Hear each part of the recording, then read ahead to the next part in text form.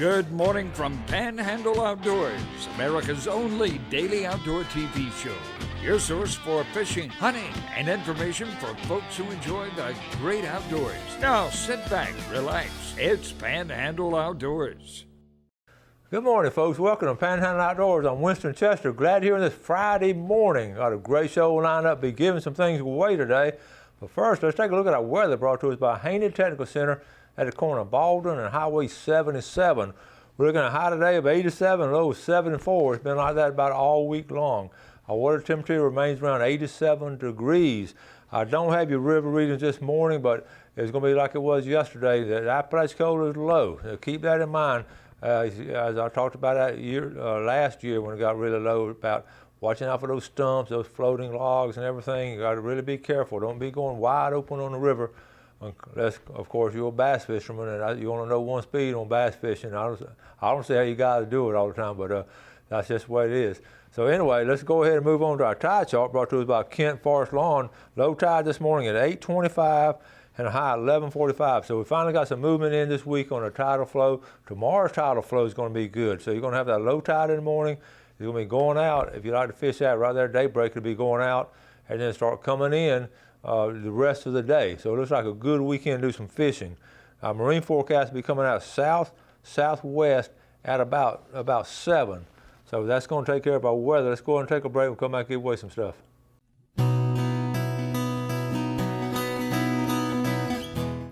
All right, welcome back. Let's take a look at it. We got announcements and pictures. Let's get started. We got a lot to cover today.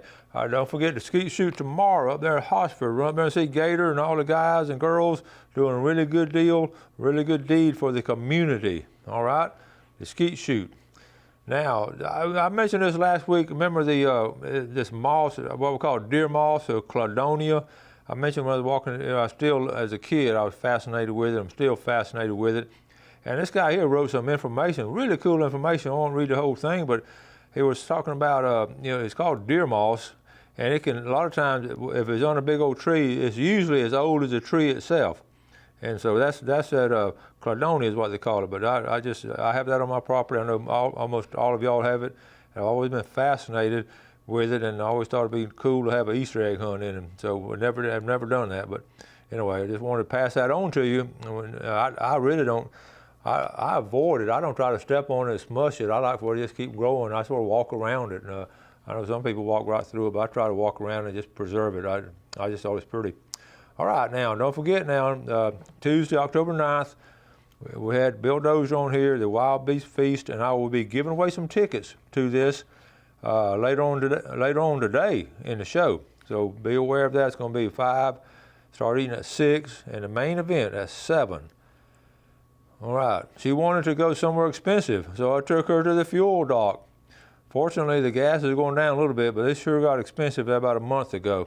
And anything, if a hurricane gets close, they're going to blame that, and they're going to have to to get that price jacked up.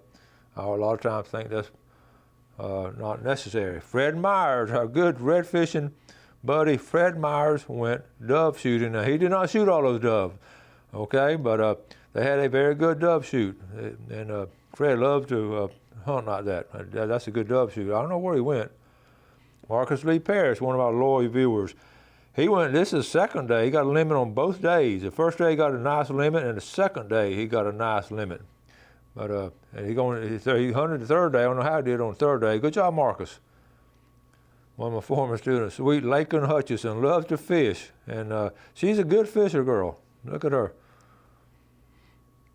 We're going, okay, this is another one from a student, C.J. Hutchinson. He was lucky enough to bag this nice 8-pointer on a great afternoon hunt in Georgia. Thanks to Dobbs for helping me find him and load it up. That is a nice buck, C.J. Congratulations on that. That's a nice, big, healthy buck. And Derek Wall, a lot of y'all know Derek. He's our dentist up there in Lynn Haven. He and Reese Harrison has had a business together for a long time up there. Derek likes to hunt, and this is a hunt of a lifetime. My weekend in Firth, Idaho. It was a great hunt, a great time, great friends, and memories forever. Folks, that is huge. And he said, I love to hunt. And he just had, look at the enthusiasm, and that is next time you go by there and get your teeth clean or whatever, and if he's your dentist, and let him tell you that story. That is a once-in-a-lifetime shot right there. Good job, Derek Wall. All right, Darren Wynn, Hayden Calloway, Michael Lincoln. Folks, this is at a whistle buoy. Later on in the fishing report, look how close they are to shore. But this is at a whistle buoy, and the whistle buoy has been really, really hot with that blue water coming in, and this has been the result of it. That's a nice fish, guys. Okay, and also coming up, Saturday, October 13th, over here to St. Joseph Bay Preserves, the Fall Bay Day celebration, okay? It's really something really, really nice. You can you go on tours over there. They got auctions. They got a low country shrimp boil, and like I say, the tour and everything is going to be really nice. And I'll try to show you where that place is, right there on 30E, St. Joseph Bay Preserve. Having a big day there. Okay, that's enough of the pictures for right now. I also wanted to mention. I was in the woods the other day. It got really hot, but I was going to tell y'all, and you know, it's been so hot lately, and I know better. But just a tip: when you get a chance, and you feel yourself getting hot, most of us have been out there long enough in the outdoors and all, and you know when you're getting too hot. Well, a good idea to just jump in the truck and turn the air conditioning on. I used to think that was sort of a wimpy thing to do. Now I think it's a wise thing to do. And I just wanted to pass that on to you. It's hopefully going to start cooling off. But if you get up there and start working on tree stands like I do, or start clearing stuff off and getting physical labor, and your body core temperature is going to go up really fast. It's not safe if you're by yourself. And a lot of times I'm by myself, way up there and all. So the other day I found myself jumping in my truck and turning on the air conditioner, and actually turning it on high, and just cool down. If you notice on football games on Saturday afternoon or Sunday afternoon, these football players come to the sideline, especially here in the South, where they got air conditioning blowing on them. You know, those researchers found out you got to cool off that your core body temperature, and that's why everything blows on you. So I just pretended I just ran a touchdown 80 yards against Florida State, and I run the sideline and just got cooled off really good. But no, not really, but anyway, just make sure you get cooled off. All right, a couple other things too. Let's give away, okay, look here. These are tickets to the Highland Park Baptist Wild Game Cookout. I'm going to give I'm going to give away several of them that Bill Dozier brought by and donated them to him. And I'm usually in the past, I went ahead and met y'all at the cookout and gave them to you. But this year I'm going to ask you if you'll come by the TV station and pick them up, because I'm going to go to it, but I'm going to be a little bit late. My granddaughter has a volleyball game right there at Mosley, so I'll be getting there late. I don't want you to be looking for your tickets. So I'm going to give away some tickets. And after the show, the first 3 or 4 people to call me, however many I got, call me after the show today, after I go off the air, I will just take your name and leave it here with Donna, our receptionist, and she's kind enough and sweet enough, and if you come by here and pick them up sometime next week, okay? So that's a good deal right there, okay? Let's go ahead and take our break, and we'll be right back.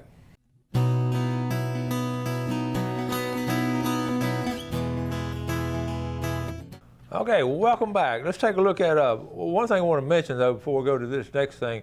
I stay on social media a decent amount. I don't overdo it, but one thing, you just sort of pick up what's going on in the area and all kind of good things and bad things. One of the bad things I've noticed, I've mentioned this on the show a little while back, is the theft of four-wheelers and trailers and little boats and just anything not tied down. It just seems to be a rash of them lately. I saw this other night. Somebody stole someone's four-wheeler. This was, I think, up in around Burnham, then up in Southport, up around, that area. There's been a lot of thefts in all trailers, and I'm sure over in Parker. And then we talked about that, the smoker down in Weewall, taken from Rich's. By the way, that was recovered thanks to a great thing about social media. You get the word out, and a lot of people started looking for it. In fact, some ladies, her son had some really nice wheels on his truck, and they stole his wheels, and they found up in South Alabama, they found exact wheels, and because of social media, people have sort of shared that particular post. So keep that in mind. But what I wanted to pass on to you, make sure you have everything in your backyard, or if it's open, make sure it's secure some way. And, it may not be 100% proof, and make it a point where they have to work for it, and then hopefully they'll get caught or something doing it. I just want to pass that on to you. Okay, let's move on to a more positive note. Let's go to a giveaway, Tarpon Dock Seafood. And I was just telling Jeff this also, if you're on Facebook, hook up with Tarpon Dock, because I tell you what they do is really cool. When a boat comes in and starts unloading it, they'll start saying the Susie Q or whatever the name of the boat is. They'll put a picture of it on there at the dock, and it says Susie Q is unloading some yellowfin tuna, or they're unloading some red snapper, and that's about as fresh as you're going to get it. And so now you know when the boat is coming in. And I'm really getting a kick out of watching it. And a couple times a week, several times during the week, those boats come in at different times, bringing in different things. So if you want really fresh seafood, and that's the beauty of living here in the Florida Panhandle, you get it fresh. I mean, literally right off the boat when it comes off the boat. So you might want to hook up with them on Facebook and get a notice of that. That's cool. All right, the winner of the $20 gift certificate to Tarpon Dock is going to be Richard Barron. Congratulations, Richard Barron. And a big red snapper is going to be, winner is John Sanderson. So Richard and John are our winners this morning. Thank y'all for watching Panhandle Outdoors, and hope you enjoy that good, fresh Florida seafood. Now we're going to our next segment. Let's go from fishing to hunting, because we're right on the verge of hunting season, and each year we talk about safety, and this hunter safety system about being safe up in the tree stands is so important that you understand it all. And like I say, we talk about it all the time. The older I get, the more I realize how safely we used to just take it for granted, doing things, hopping around tree stands and jumping in and out of boats and all. And it's just a lot of times things like that happen, that accidents happen that could certainly have been prevented. And one of the things, like in automobiles, seat belts just automatically, and you put your seatbelt on, and we know that. But also in a tree stand, we should never get up in a tree stand unless you have some kind of safety harness or some kind of safety device to help you out, especially these climbing tree stands. And I've been preaching this for quite a while. So now here's this little video, and this company here, Hunter Safety System, is a great company, good folks. I've met them, I've talked to them, and they really are sincere about their product. So with Jeff, we're going to roll this video, and then we're going to come back with a famous Friday fishing forecast. So let's roll this video. Folks, I'm walking over here with Jay Everett with Hunter Safety, and we were at a workshop yesterday, and they demonstrated this Lifeline, and I wanted him to be hunting season is right around the corner. I mean, y'all in the woods right now, and Jay's going to tell us about it. I was so impressed with this, Jay. Tell us a little bit about it. Thank you, Winston. This is what it's going to look like in the package here. It's the Lifeline. And as we were talking about covered in the seminar yesterday, 86% of tree stand falls happen during the climb or when they're getting on and off of the tree stand. And the way most hunters hunt is they'll get to where, hunting height, and then they put their tree strap on and clip in. And you're not eliminating a whole lot of your risk from a tree stand fall when you're hunting that way. So you're gonna see a campaign coming from us over the next 3 years to get guys to really rethink how they go about hunting in tree stands from that standpoint. And the Lifeline, we got two products, basically the same product. It's just for two different applications. It's the Lifeline. We got the Lifeline and the rope style tree strap, which they're really the same thing. The rope style tree strap is just for the climbing stand, like this old man here. The Lifeline is for fixed position and ladder stand. And the way it works is you basically, when you hang the ladder stand or Lifeline stand, you just hang the, you might want to come around to this side. You basically hang the Lifeline when you hang the stand. And that would be, if you imagine, that would be about head height. If you're up at hunting height, that would be about head height. And then at the base of the tree or the ladder, whichever one you're if you're using a ladder stand, the base of the ladder, if it's a lock-on stand, the base of the tree, you basically just secure the Lifeline to the base of the tree stand. Now what you want is you want the rope taut just enough, so when you come in to hunt, next time when you come to hunt, you basically just hook your tree strap into the carabiner here, lock that in, and then as you go up, you just push the Prusik knot up with you. This is your tree strap. So there is no having to fool with getting a tree strap out of your pocket and get it around the tree and getting it threaded through the tether and all that jazz. That's done away with. This is the tree strap. So when you get a hunting hike, you just turn around and you pull up your gear and you start hunting. Yeah.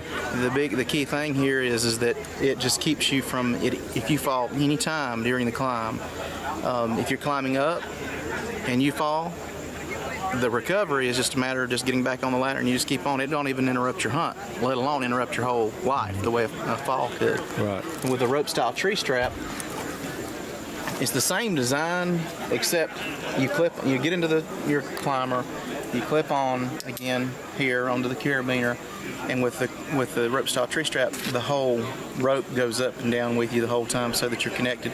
You can do that with the tree strap that comes with your harnesses. That's not just our harness, all harnesses. Right. And these lines will work with any harness, any of our competitors' harness, as long as it's a TMA certified harness, this will work with it. But the rope style tree strap, you carry that thing up with you all the way up and all the way down. And as I was saying, you can do that with your tree strap that comes with your harness. That's really difficult, especially when you get to a tree that's got a rough bark on it. You know how they're bad about snagging and grabbing and rolling up on you. This just makes it just so much nicer like this. And if guys will use the Lifeline on fixed position and ladder stands and use this when they're hunting out of climbing stands, we can eliminate 99.9% of tree stand accidents. That's wonderful. Show us that package one more time so in case people see it at the local sporting goods store. That's what the package looks like. And we also have a 2 carabiner version that's called the Tandem. Okay. So that if it's a double ladder tree stand and it's a father-son hunt or a husband and wife or boyfriend and girlfriend hunt, there's 2 of these connections here. So the first one can go up and then the second one goes up right behind them and both people are safe. All right. Thank you so much, Jay. Thank you, Winston. All right, buddy. All right, welcome back. Hope you enjoyed that. Just remember, keep safety in mind doing any kind of outdoor activities. I keep preaching it all the time and hope you don't get tired of it. Just trying to take care of everybody. Let's get ready for our fishing report and also our fishing forecast. It's sort of a dual job here on Friday morning. We want to make sure everybody's sort of set up for the weekend. Hopefully you can catch some fish. I just got off my phone with the folks there at Sea Quarters. Got a report. It's really been a little slow down there with all the weather. They've been getting pounded even more than we have up here. If you watch the radar last week or so, they really got pounded with a lot of storms and all. But the good news down there, the red tide is nowhere close to them, and everything looks a lot better on the red tide. And we St. Joe Bay is a little iffy, but other places, all the captains I've talked to, it's sort of clearing up a little bit. So good news on that.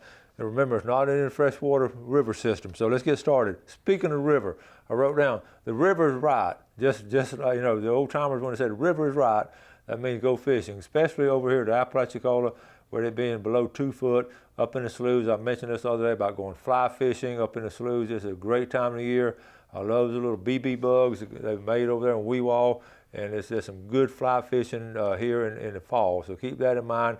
In the freshwater systems, the lakes and all, the bass fishing is going to be good, brim fishing is going to be good. It's going to be, this time of year is really good on freshwater fishing.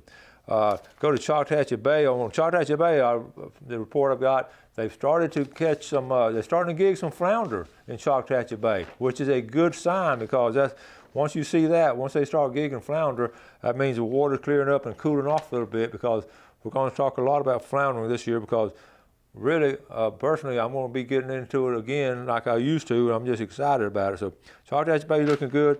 Also, the other thing I wrote down about Choctawhatchee Bay, we have the people fishing at night in late summer and early fall on the docks, when the light's coming down and attracting the bait fish and all. Night fishing around the docks has been pretty good around the Freeport area and down there in the other areas in the eastern lower end, okay? I don't have a report on bunkers. Larry Brown needs to send me a report on bunkers, what's going on there. Move over to let's skip through St. Andrew Bay. Let's go into St. Joe Bay because I was concerned, we're all concerned about what the red tide's going to do there. We don't really know. The report I did get, the redfish bite has been good in St. Joe Bay this week. And they haven't shown a lot of fish kills in there, so St. Joe Bay, as far as I know, the scallop season, about to wind down. If you got one more weekend to go to take advantage of it, it's going to go on through the rest of this month. So St. Joe Bay is in pretty decent shape as far as I know. There have been some fish kills sort of at the mouth of it, more closer to Crooked Island Sound. Now the surf fishing report is almost is not good at all. They're just not catching much out of the surf right now. Even having trouble catching catfish out of the surf. The surf fishing report is not good, but I can promise you it's going to start picking up soon. Give it another couple of weeks. Surf fishing is going to really pick up. Okay, let's go on into the Chautauqua Bay. Let me speak about sharks. This time of year, shark fishing has been really strong. Sharks moving around a lot. I'm going to talk on Monday's show. We're going to talk about sharks a lot because we got some video coming up on sharks. But let's go back up to St. Andrew Bay. And if you're going to fish, okay, Crooked Island, like I say, Crooked Island should be in good shape this week. It shouldn't be that crowded. Crooked Island should be good fishing if the red tide hadn't got in there. So Crooked Island's going to be good. And St. Andrew Bay system. East Bay has been the hottest part of the, okay, East Bay over here has been the hottest part of our bay fishing. Been really strong. A lot of the guides are going to East Bay. When the guides go to East Bay, then that tells you something. So anytime you see fishing guides, it's good that you go that way. Back behind Shell Island, okay, Redfish Point. Let's go to Redfish Point right here in the center. Redfish Point is always an interesting place. That's a marina right here. And right across Redfish Point. Fascinating history and all, but really good fishing on these grass flats right through here.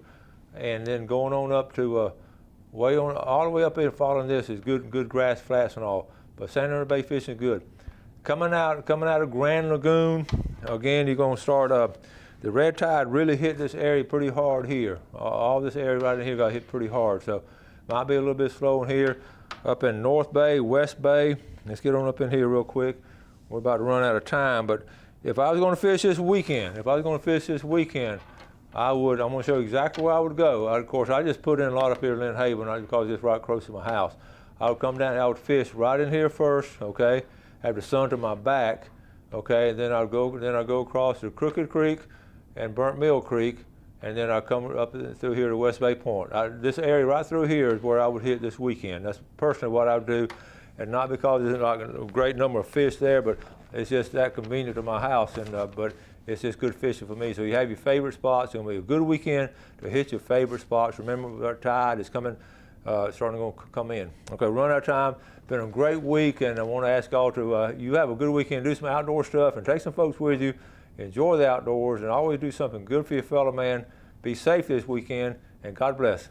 Thanks for watching America's only daily outdoor TV show, Panhandle Outdoors with Winston Chester, featuring hunting, fishing, and other activities and information to help you enjoy the great outdoors. Join us next time for Panhandle Outdoors.